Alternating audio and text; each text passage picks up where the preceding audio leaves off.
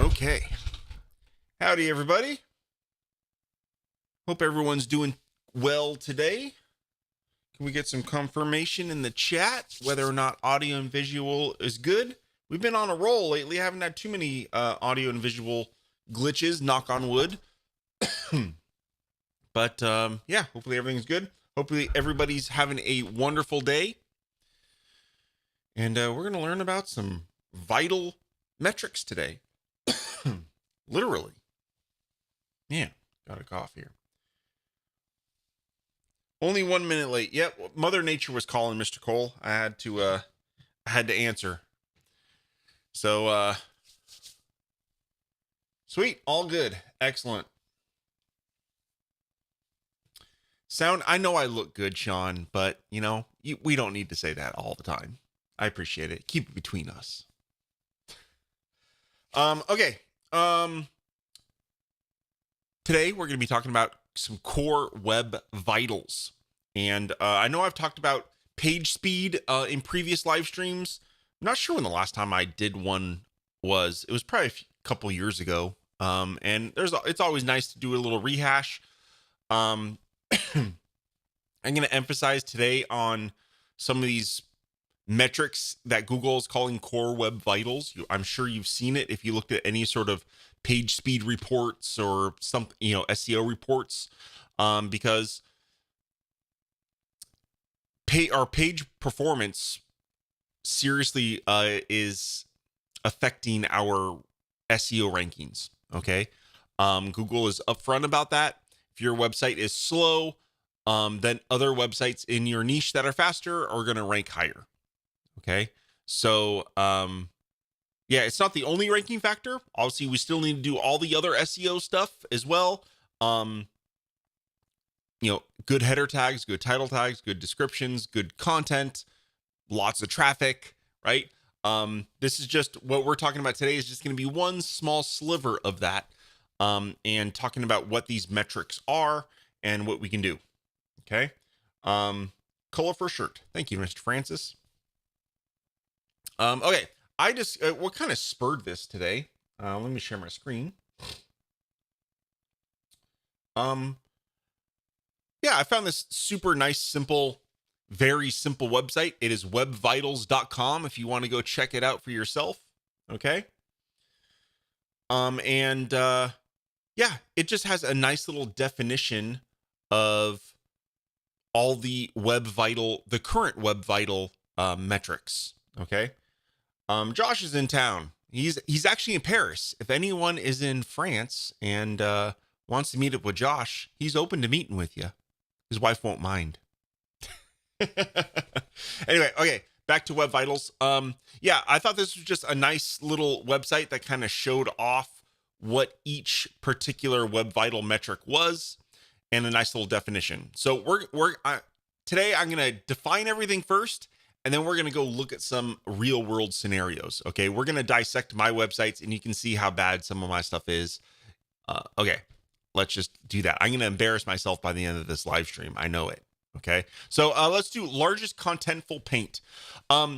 This is going to the metric of how long does it take for the largest basically main element of your web page to load, whether or not that is a banner image or maybe it's this huge thing of text, whatever is the largest text or image element on page load, how long does that particular element take to load?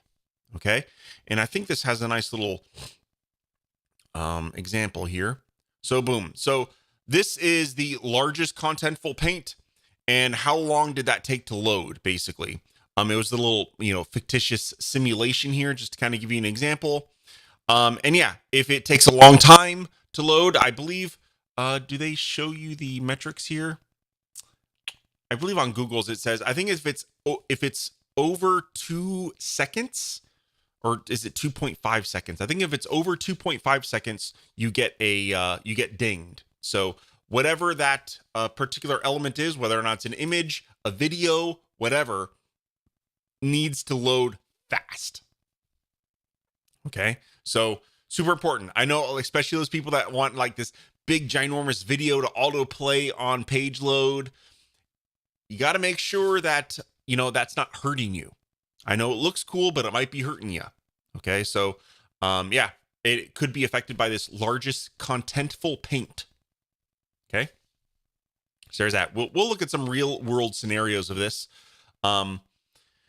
Next is actually, we'll go over this one. Interaction to next paint. This is kind of I'll be honest, a new one that I actually wasn't even aware of, that it was a metric. And it's not even something that's reported on like PageSpeed Insights. Okay. But what this is essentially, let's say, a lot of this has to do with JavaScript based web apps where a lot of actions don't get triggered with JavaScript. Okay. And essentially, it has to do with how fast things are interactive. So we'll click on, if you go to the webvitals.com, you can actually see this live is right. They have little, expand to click.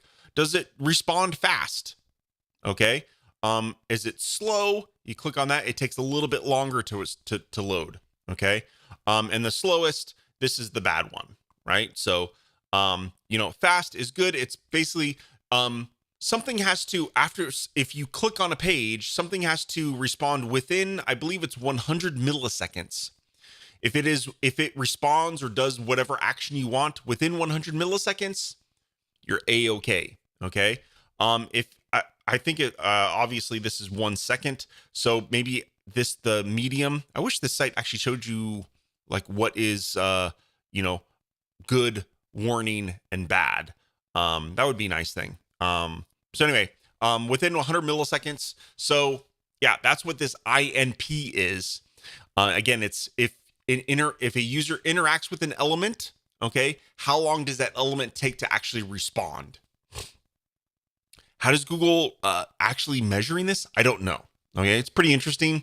And it's not showing up in a lot of their page speed reports. So, yeah, I'm not sure how vital this one particularly is, but it obviously is a approved metric from Google. Okay. Next one is cumulative layout shift. I hate this word. Cumulative layout shift. Okay. What this is, if you go to a web page and, as let's say, most of the time this has to do with images. And if an image loads and it pushes other content on the page down, and you see the layout shifting around based on when other things are getting loaded on the page. That is bad. Okay. And that is what cumulative layout shift is. So as you see, when we go to this page, all that stuff is pushing this content down because it's loading. Okay. So that is a bad thing. We don't want that. We want, it's fine if things take a little while, maybe to lazy load, but as long as it doesn't shift everything around on the page, we should be good to go. Okay. And there's some strategies that we can, facilitate for that as well. Next is first content paint. Okay. And this measures, the time from when your page actually starts loading to when any of the part of the web page is first loaded. Okay. So, maybe that first, let's click on it. I'm sure they have an example here. Okay. So if you notice that web page, don't know if you noticed it over the live stream, it took a little while to render and pop back, right? So, I think they purposely did that. So the web page loaded, but we didn't see anything for a little bit of time. Okay. That's what that first contentful paint is. It's basically the amount of time that it takes for the user to see anything on the page. Okay.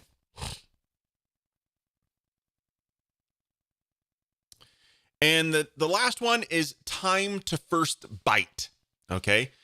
And this one has to do pretty much all with server. Okay. This has to do with a request happens on the server. How long does it take for the browser to receive the very first byte of information? Okay. So yeah, this has to do with how fast your server is. Are you using a CDN? Are you using something like Cloudflare to help performance? Right. yeah, I think there isn't much to do with in terms of the website code. Okay. It could have to do with some PHP. Maybe you have some PHP taking a long time to render a page or build a page out, right? But hopefully some of that data can be cached, especially if you're using something like Cloudflare, which would be awesome. Okay. But it is all, most of this has to do with server performance. Okay. If you're on a very, very cheap web, shared hosting company, your time to first byte might, just purely be because the server has too many websites, the server is overloaded, and it can't serve the content fast enough to the website visitor. Okay.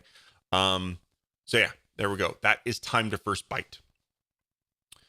Maybe later on, I do want to dive into some real world test cases. Okay. And hopefully at the end, I'll go through and kind of, iterate about what can you do about this stuff, right? Some of this stuff can be controlled by you. Some of the stuff you might not have much control over. Okay. To be perfectly honest with you, there's a lot of here that, if you're just, especially if you're a beginner web designer, and you don't know the intricacies of various things, there might not be much you can do. Okay. But I will help you as much as I can, in today to kind of give you some hints on what we can do. Okay. So first off, let's dive into PageSpeed Insights. And there's actually two ways. I'm using a browser called Arc. Okay. It is based on Chrome. But I know a lot of people use Safari as well. If you're using Safari, you'll have to go, or Firefox, you'll have to go to PageSpeed Insights. Okay. Google's pagespeed.web.dev. Okay. If you just Google for PageSpeed, it'll be probably most likely the top result. Okay. But if you are using a Chrome-based browser, okay, you can visit any web page, okay, and if you were to open up the Dev Inspector, so I'm going to just open up the Dev Inspector, okay, there is going to be a Lighthouse tab, okay, and this is essentially PageSpeed built into the browser, which is interesting. Now, there's pluses and minuses to both using the PageSpeed website versus using the Lighthouse plugin. And for fun, actually, I'm going to run foundationstacks.com through both Lighthouse and PageSpeed Insights, and we'll see the difference. Okay. So right now, I'm going to do is I'm going to say analyze page load speed inside Lighthouse, and it's going to run its little report.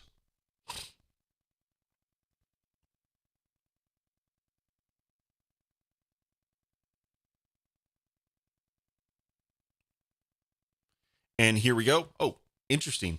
I have to admit, I ran this about a half hour ago, and my performance was like 76 or something like that. And I was like, wait, what? So kind of crazy. That does prove I was actually kind of hoping it was going to do that again.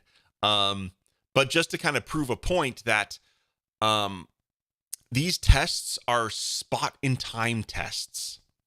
Okay. Now, I've done a live stream previously where I actually got this homepage to load hundreds all the way across. I have screenshots, I have a video to prove it. Okay.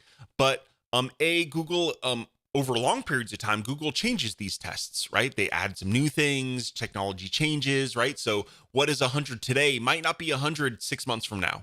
Okay. And also, I literally had a 76 on performance half hour ago, and I didn't do anything different. I don't know, maybe my internet connection is slightly faster now, who knows. Okay, but just to let you know that these test scores do fluctuate, so it just gives you a hint of what you could potentially improve on. Okay, now my whole point is I was hoping that this was going to be lower because I was going to go on PageSpeed Insights and load it, and it should have been faster. But let's go ahead and I'm going to run this website through PageSpeed as well. Let's go to PageSpeed Insights. We're going to analyze that. Okay. Now with PageSpeed Insights, what's kind of nice is it actually gives you mobile and desktop at the same time. And while this is running, we're actually going to go back and we'll dive through some of this stuff. Okay. Now, if we analyze some of these results, something that I've noticed that Lighthouse tends to do, let's find, maybe it actually didn't. Oh yeah, okay. So like here, give me a warning about reduce unused JavaScript, right? And if we look at these, I mean, 3 of the 4 files here are from extensions that I have installed in Chrome. It's kind of not fair. Like it's reducing my score based on extensions that I have installed on my browser. Okay, so yeah, not really fair. You can't exclude it from this checkbox, but I noticed that I don't know this particular extension that I have, which not sure which one it is. It doesn't remove itself. So yeah, I'm getting dinged from my score, which something I don't even have control over, and it's only local to my Mac. Okay, so yeah, a little unfair. But you have to we will dive through all of this stuff in a little bit, but you have to take a lot of these results with a grain of salt. And again, some of these things you will have control over, other things you won't. You'll have to rely on people like me or other developers to ship quality products. Okay. Okay, let's look at PageSpeed Insights. Oh, funny enough, so when I ran this earlier, PageSpeed gave me almost, I think it was 96, 100, but then Lighthouse gave me the low score. Now PageSpeed Insights gave me the lower score, and very interesting. I was expecting this test to be the opposite numbers. But what's nice about PageSpeed, this doesn't, let's go to desktop. Oh, see, look, 99, 96, 100. Okay. So they dinged me a little bit on mobile. On desktop, I am almost at full hundreds, which is nice. Okay. But what's cool about this, if we go to reduced, I mean, if you look here, reduce unused JavaScript, it doesn't obviously, I don't get dinged for the extension stuff. So that's why my best practices score is 96 here, whereas inside here, my best practices score is 78, right? So that's where one reason why your Lighthouse score will be different than your PageSpeed Insights score. A little bit of tidbit there. Just a quick pause. If you have any questions, make sure you put those in the chat. Happy to answer anything or, go over anything. So anyway, let's look at this. You'll notice that in here, we have a lot of our core web vitals, okay, inside the PageSpeed Insights, okay. It was kind of cool. It actually shows you, this is actually new. It kind of shows you the points that you get to 99. So cumulative layout shift, I got 25 points. Speed index, okay, which isn't a core web vital on that website, which is interesting. But essentially I assume that's just the speed of the website. First contentful paint, largest contentful paint, and then time to first, or total blocking time. I think total blocking time has to do with time to first byte. Okay. So anyway, so that's kind of gives you a summary of what took up that score. You can see what all your points are here. If we do expand view, this does give you more information. And I think if you click on these here, it does give you more documentation from Google, but I think it gives you the, here we go. This is what I was looking for. It gives you the actual score range, right? So first contentful paint, if you're below 1.8 seconds, you get green, which is funny because I know for a fact, like a year or two ago, this wasn't 1.8. It was like 2.5, right? So Google is upping the ante here, so that, making sure that, your site has to be very fast now to get that green score. Okay, so here we're getting 1.8 to 3 seconds is orange. If you're over 3 seconds, you're red. That is bad. Okay. So yeah, if you want more information about what each of these are, again, I won't go through. You can actually go ahead and read all of these stats if you want. I do think this little kind of knowing what gets you green, orange, and red is useful though. Okay. Largest contentful paint. Let's see what the metrics are on that. That is, this one was 2.5. Maybe I was getting mixed up with the other one. Okay, so maybe this didn't change because I did remember a 2.5. I guess that was on the largest contentful paint. So 2 to 4 seconds, you get orange. Over 4 seconds, you are bad. Okay, you're a bad boy. Total blocking time. What's the metrics on that? Less than 200 milliseconds, you get green. 200 to 600 is orange. Red is slow. Okay, interesting. I'm going to run this on. Well, actually, here we'll continue down this. Okay, let's look at some of these. I know these aren't core web vitals, but I know a lot of people have questions about all of these bad boys. Okay, so what can we do with a lot of this stuff? Properly sized images. Okay, this is going to be a big thing. I think the number one performance hit on any website is going to be your images. 1,000%. I'm not going to dive too much into that. I have an entire live stream dedicated to that. So go ahead and watch that. Okay. Here, these used to be PNGs. I know these images that they're pointing out here, they used to be PNGs. I converted them to WebP, which is awesome. Apparently now I can do better compression with WebP than I could when I originally did this. And it thinks that I can shave, some sizes off these images. So, I've done good where I am loading up a WebP image instead of a PNG. But obviously Google thinks that I can reduce the size even farther than what I'm doing. Okay. By just a little bit. Well, apparently by 300 kilobytes, they're suggesting. So that's something I can go into, or I could do in the future. Try to compress these WebP images a little bit better. If you want super great WebP compression, I told you I wasn't going to go into this, but just go to.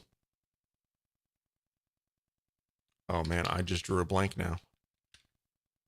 No.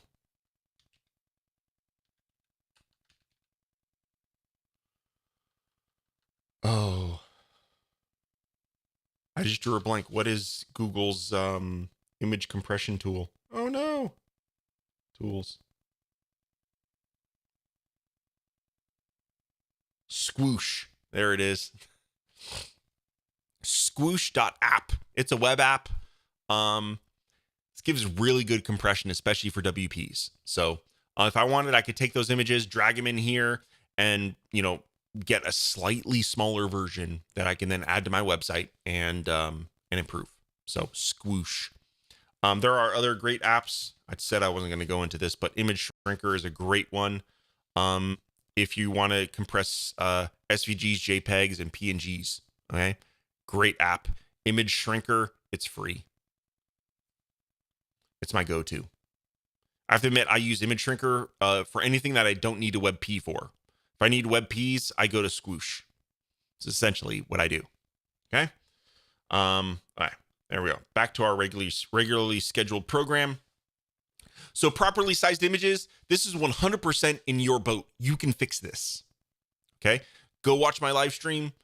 Make sure they're properly sized to the correct dimensions. Make sure that they are compressed in the correct format. There we go. Okay, reduced unused CSS. This is one of the categories of you most likely have there's nothing you can really do about it. Okay. Yeah, there's not much you can do about it. For some reason they're complaining that my font CSS from my is unused, but I kind of need that for my fonts on the website. So I'm not sure why it's saying that. Yeah, kind of odd. Now, it's saying that, hey, you can reduce your foundationstacks.com foundation CSS file by 23 kilobytes. Okay. That could be true. There could be unused CSS. Maybe, that's kind of one of the, let me zoom out here. Okay. So I do get asked about this every now and then where people are like, hey, page speed is saying that the foundation CSS file has unused CSS. What can we do about that? Well, there's a couple things. Okay. Well, not much that you could do, but let me explain the situation. Okay. You're using a tool, okay, Stacks, and that Stacks has the benefit of a fun to use drag and drop interface with developers that hopefully try to make the best products possible for you. Now, there's some exchanges for that where I, as a developer, have to make a tool that can work under various modes and settings and whatnot, right? I don't know what settings you're going to click. There's some things for performance reasons. I load an entire library for you where you might use some of the features, but maybe not all the features. So yeah, there might be some unused CSS or unused JavaScript on your website because of that. Okay. If you were to hand code a website, if I were to hand code a foundation website, I could easily pick and choose exactly what I want and get that unused CSS probably down to a few kilobytes, maybe even less. Who knows? Okay. But that takes an immense amount of work, even if I were to hand code a website. Okay. So yeah, I'll be honest, even if I hand code websites, which I do sometimes, okay, I don't take the time to optimize every little kilobyte of CSS, because a lot of times you load in a particular library and you have a suite of utilities that you can use, and sometimes you use them, sometimes you don't. Now, another thing about this page speed insight is there are, let's say the foundation CSS file. I might use one part on one page and I'll use 5 other parts on a different page.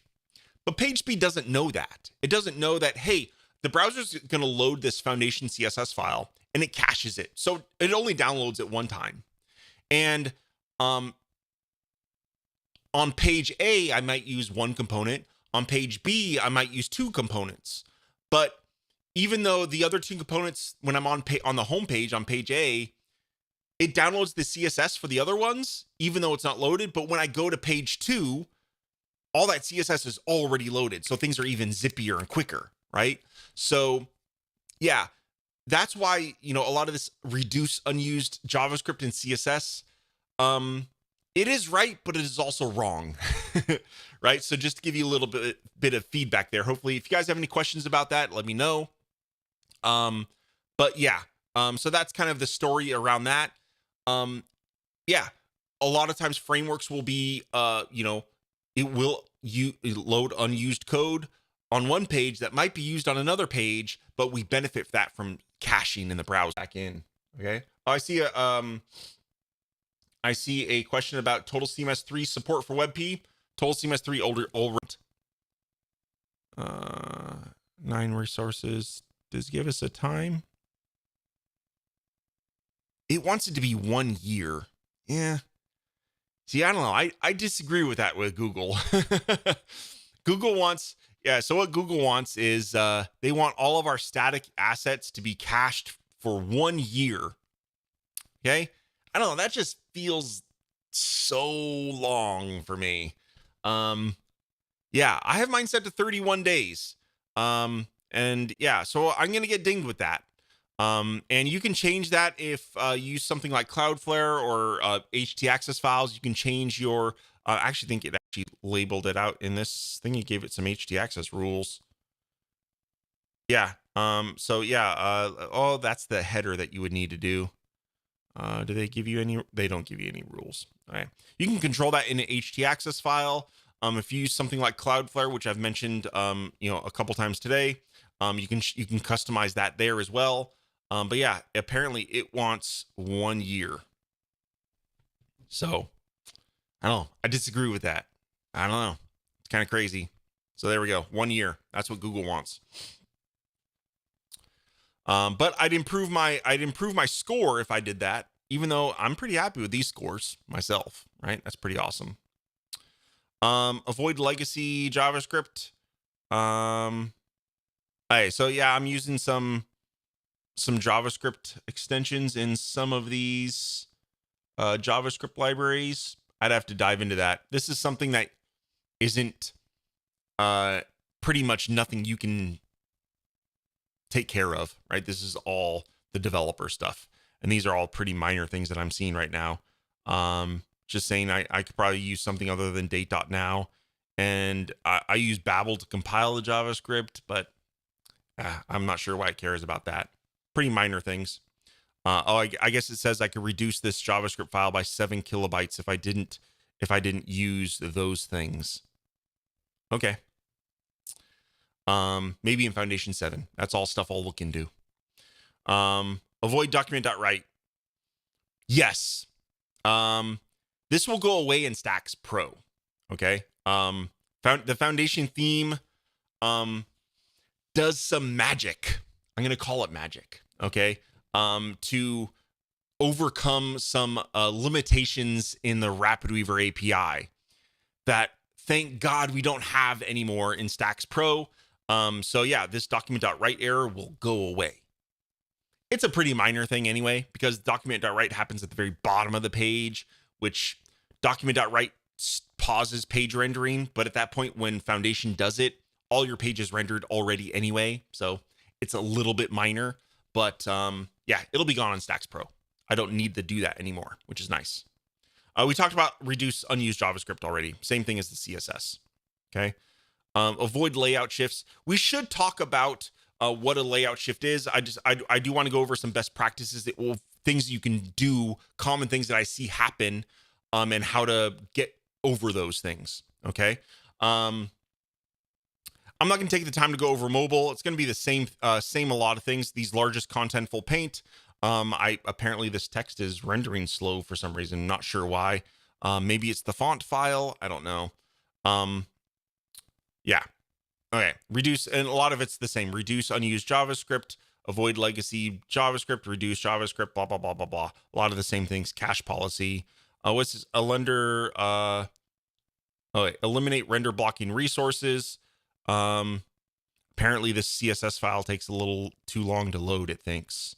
It's 27 kilobytes. We kind of need it, or else you're going to get a lot of other problems. So yeah, not really anything we can do about this one.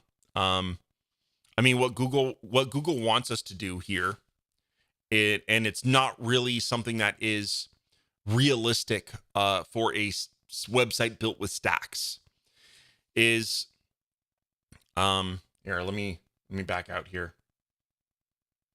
To fix that problem, okay, I'm gonna get a little geeky here, okay? And so what Google's suggesting that we do is, instead of loading our styles inside CSS files at the top of the page, like before any of our content, what Google wants us to do is they want us to do inline styles for everything that is quote unquote above the fold.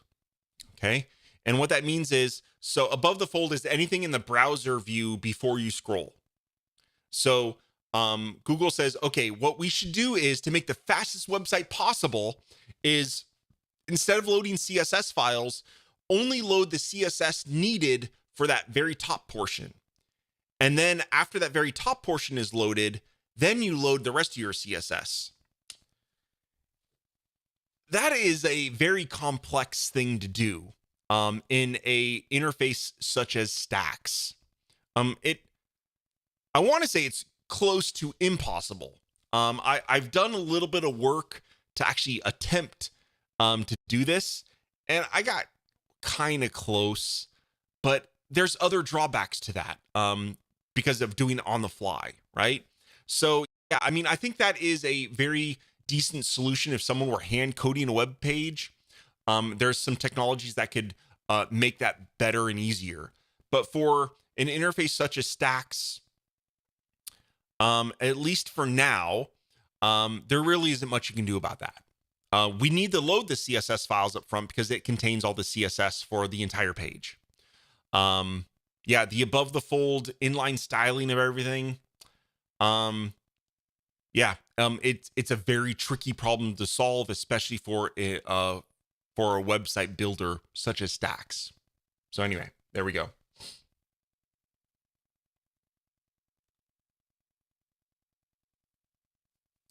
Okay. So yeah, you eliminate render blocking resources, at least for this particular one. Um, yeah, we need it. Need to have it. Sorry. Um, yeah, there are things I do plan. I don't know if it'll be the Foundation 6 next or in Foundation 7, but splitting up the framework so you can pick and choose what you want. Something I'd like to do. That'll come after Stacks Pro ships, after Total CMS 3 ships. We'll start planning on the next version of Foundation 6, which will be backwards compatible. I think I've talked about it a little bit before. So 100% backwards compatible. I just want to make changes that are too big to make in an existing version, right? So yeah, there we go. I'm not going to dive into that, but so some of these errors can be potentially reduced with that, what I have planned. Okay. Let's dive it back. I'm going to dive back into this just so we see the core statistics and some common things that I see happen, okay, on these. Oh, almost forgot. Remember how I said page speed insights is a moment in time? Okay, it is right now. There is the ability, Google does track some of these statistics over time for you. Okay. There's some caveats though. And it's all in the Google Search Console. Now, I don't know when they start doing this, but your website has to be of a certain size. It has to be around for a certain amount of time. It has to have a certain number of page views for Google to start tracking this for you. Right? A lot of today I did foundationstacks.com, and if we go into there, foundationstacks.com doesn't get enough traffic for Google to do this. So it just says, hey, go try page speed insights. Okay. But Weaverspace does get enough traffic. So if we go to Weaverspace, you'll see that, actually, I'll be honest, I didn't even know this actually existed in here, until very recently as well. And this is where I have egg on my face because I have a bunch of bad scores here. So I have a little bit of work to do.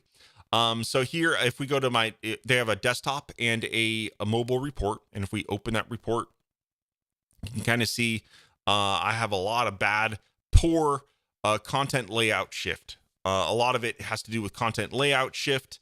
I have some bad content layout shift on basically all of my product pages. Okay. So, it's interesting. It shows over time. So yeah, there we go. I'll talk about what I could do there, so you guys can kind of learn from that. But I just want to show off that if you do have, again, I don't know the threshold on when Google does this, but yeah, all I've seen when I tried to research what qualifies your site for this, it just says if your site has enough traffic, if it has enough influence or whatever, then it starts tracking it for you. Yeah, I don't know exactly what those thresholds are, but it's nice that Weaverspace has hit them. Okay, so there we go. So you might have these or not have these. I don't know. Okay, but check that in your Google Search Console. Sweet, almost forgot about that one. Okay, I was going to go over Web Vitals. Okay, largest contentful paint. What can we do to, let's say you're getting dinged on this. The big things here, okay, are going to be image size, big one, okay? Image size, if you're using a large video, what's the size of the poster image in that video? Okay, maybe it's not the video, but the poster image, because that's the first thing that gets downloaded. Okay, is that poster image. Yeah, and if it is an autoplay video, make it as small as possible. If it's an SVG, again, make sure that it's compressed SVG. Some SVGs are quite large, so it's possible that actually, I was building that camping website, and I was trying to create an SVG, and it was like 2 megabytes, and it was insane. So sometimes a PNG can be smaller than an SVG. Okay. So, yeah, sometimes, one version of an image can be better than another, and traditionally SVGs are great. And you might think those are what we should use, but not always. Sometimes that SVG can be really big depending on how detailed it is. Now, for that particular example, I completely scrapped the SVG and I redid it from scratch, less detailed, and I got it down to 50 kilobytes. Okay, which is maybe something for another live stream. Okay. But yeah, Contentful Paint, especially those images, properly optimized as small as possible. And that will reduce this largest Contentful Paint. Okay. All right. Next up. Oops. What did I do? There we go. All right. Next up. Interaction to next paint. There isn't much in terms of metrics here. That, as you saw, even in PageSpeed Insights, this wasn't there. So, yeah, even if there were, I'll be honest, not sure what you can do. I don't have much experience with how Google is interpreting this. So yeah, I'm leaning towards this developer thing. It's probably not much what you could do. It could be potentially multiple stacks on a page conflicting with each other, right? Slowing something down. But for the most part, I'm going to say, yeah, if you have any delays in your settings, maybe you have a stack that has like a delay animation thing or something like that. Maybe make sure it's not more than 100 milliseconds. Okay. So just saying. I'm going to let's skip CLS. That'll be a big one, actually. Let's go to first Contentful Paint. What can we do here? This one is going to be a lot about this. A lot of it's speed of your website. Okay. Because it's the speed at which something gets displayed as fast as possible. And to do that, you want to use something, either a CDN would be preferable. I use Cloudflare. I think it's amazing. I'm not affiliated with them. I think their free account is the best thing, the best deal on the internet. Okay. I know some people do not like them, but something that, can help speed up your website. Cloudflare can do it. It's free. And I think it's a really, really good DNS manager as well. So there we go. It also has the cheapest domain registration on the internet as well. So check that out. I moved all my domains over there and saved hundreds of dollars a year with that. So anyway, all right. Again, not affiliated with them at all. But yeah, first Contentful Paint, you want to get that data to the server, to the browser as much as possible. And CDNs will do that to you. Okay. Next up is cumulative layout shift. Most of the time, this has to do with images. Okay. So I was planning today not to dive into stacks at all today, to be honest with you, but we're gonna dive into it just a little bit. Okay. So I'm gonna open up. Let's just open up a new project. Okay. So in stacks. Okay. There's a couple things that we need to make sure happen. Okay. Now if you're using one of the default image stacks, you'll probably be okay. Okay. Because one thing we need to make sure happens is that the image has width and height tags set. Okay. So if you use the image stack, that will get the job done. However, there's a lot of more advanced image stacks out there. Okay. Either from my starter pack, there's a picture stack. Okay. And here you can add sizing attributes. It's actually required. Okay.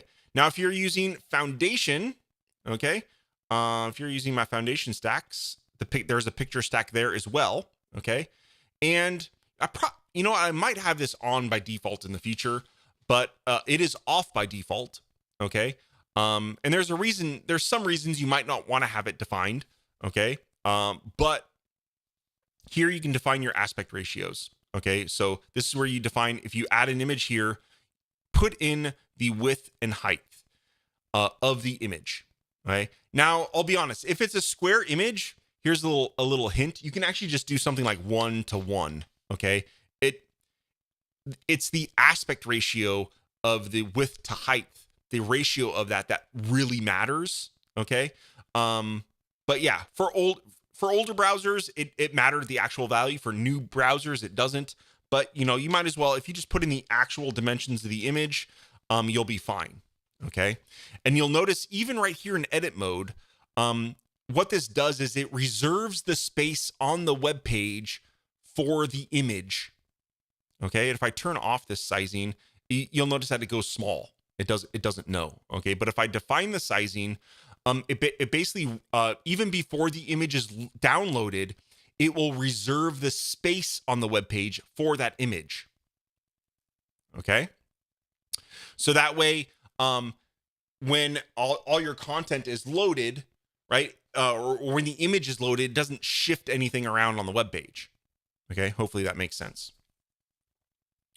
And if you're using something like my man, I just drew a blank again today. What is it? Rain check. Or filters down here right now. Oops, if I can type. Oh, I need to go to, let's do. There it is. So if you're using my rain check stack, you're going to want to make sure, I wouldn't do this on anything above the fold, right? Because yeah, this can dynamically load and it can potentially cause layout shift. Okay. Other things that you can do, is if we add, there's a swatch actually also called, aspect ratio. Okay. And, this aspect ratio swatch, actually here, we need to make sure that we, set my theme to foundation here. There we go. Now everything looks nicer. So yeah, the aspect ratio swatch will, reserve space for stuff as well, right? So let's say I have, a container that is set to 16:9, okay, which is this aspect ratio. If I want to make sure that particular thing is always that size, and after the content loads, I know it's going to be fine. Yeah, the aspect ratio swatch can definitely help with layout shift and to reduce that or completely eliminate it in some cases. Okay, so there we go. There's a couple little tips about stacks. Again, the biggest thing is images. Okay, make sure in your images that you have the width and height set. Okay, if it is going to be a large image that could potentially shift content around in the layout. Okay, sweet. Okay, last thing is first time to byte. And I'll be honest, my answers for this are going to be the same thing as kind of first contentful paint. Maybe one other thing. Make sure you have a good quality hosting company.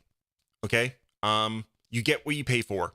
The, $10 a year shared hosting companies.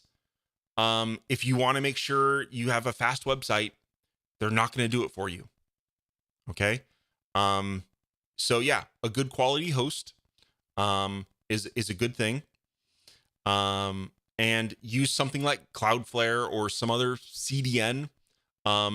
There's even some image only kind of CDNs such as Cloudinary, and there's a couple others out there that you can have a CDN for just your images or something like that, right? But yeah, I don't think you need to go if you use Cloudflare. Man, I just think Cloudflare is the best thing out there. I know I really really really love it, and I know some people don't though. So there are alternatives out there. The easy button, free account on Cloudflare. There you go. Chili Dog is good. Yeah. Yep. Greg does a great job. He's super security conscious. And he's got nice, fast servers. Okay. So yeah.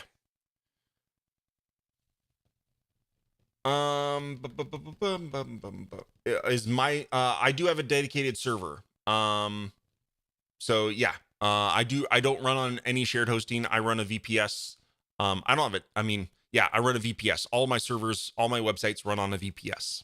100%. I don't. If you have a business, or if you just don't have like a small little dinky hobby website, um, you can use shared hosting. But if you use shared hosting, there's a lot of risks to that. I personally would always use a VPS if you can afford it. Okay.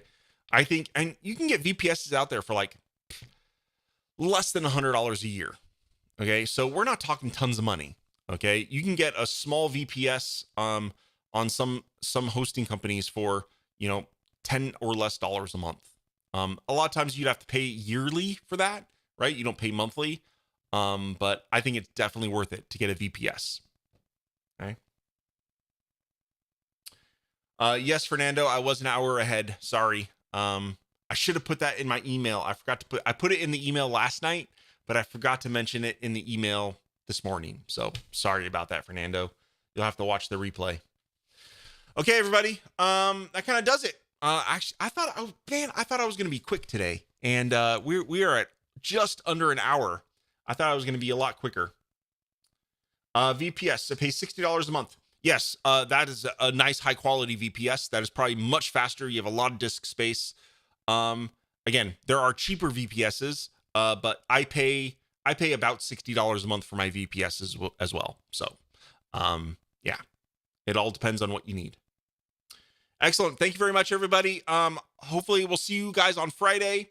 Yeah, cool hangouts happen every Friday at 1:30 p.m. Pacific, which is 1 hour from right now. But on Friday, I see a lot of people in the chat are regular visitors over there on Friday. So hopefully we'll see you then. I might have a goodie or two to show off. Depends on how much energy I got this afternoon and tomorrow. But been working on new theme for Stacks Pro, migrating the writer theme from an old Nick Cates theme. And that's going to be one of the first themes in Stacks, which is fun and exciting. And I've also been working on, I think I teased it already, Feeds API, which is a stack. I worked on that a little bit this week, added some API key settings and whatnot. And yeah, I might have that ready and shipped by Friday, actually. I did the work last night. Just got to do some testing for that last feature. And yeah, more information on that if you're curious on Friday. I might ship it by Friday. I might try to get that out the door. It's definitely a niche product, only for people that really need some advanced stuff. So it's definitely a product for not everybody. So sweet, Bill. Hopefully see you on Friday. Okay. Take care, everybody. I won't eat up your ear anymore. I appreciate it. Take care. Have a wonderful week. Get your summit tickets so you can play around with Stacks just like me. And we'll see you soon.